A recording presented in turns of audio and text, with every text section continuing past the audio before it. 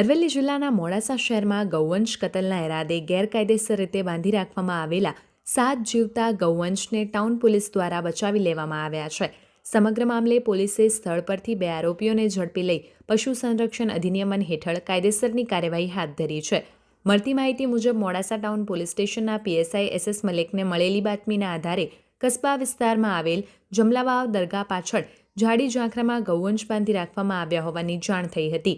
આ બાતમીના આધારે મોડાસા ટાઉન પોલીસ સ્ટેશનના પીઆઈડી બીવાળા અને પીએસઆઈ એસએસ મલેક સહિતની પોલીસ ટીમે સ્થળ પર રેડ કરી હતી. પોલીસે સ્થળ પરથી ગેરકાયદેસર રીતે કતલ કરવાના ઇરાદે બાંધી રાખવામાં આવેલા 7 ગૌવંશને મરણતોલ હાલતમાં મળી આવતા તેમને તાત્કાલિક છોડાવી જીવ બચાવ્યો હતો. સાથે જ સ્થળ પરથી 2 આરોપીઓને પણ ઝડપી પાડવામાં આવ્યા હતા. ઝડપાયેલા આરોપીઓમાં મોડાસા કસ્બા વિસ્તારના મોગલવાડા વિસ્તારમાં રહેતા 54 વર્ષીય નઝીર મોહમ્મદ ફકીર મોહમ્મદ બેલીમ અને રાણા સૈયદ વિસ્તારમાં રહેતા 28 વર્ષીય અકિલભાઈ મૌલાભાઈ મુલતાનીનો સમાવેશ થાય છે. બંને સામે પશુ સંરક્ષણ અધિનિયમ હેઠળ ગુનો નોંધાવી આગળની કાર્યવાહી હાથ ધરવામાં આવી છે.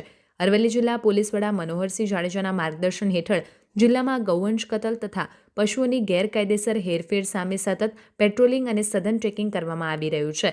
આ કાર્યવાહી દ્વારા પોલીસે ગેરકાયદેસર પ્રવૃત્તિઓ સામે કડક સંદેશ આપ્યો છે.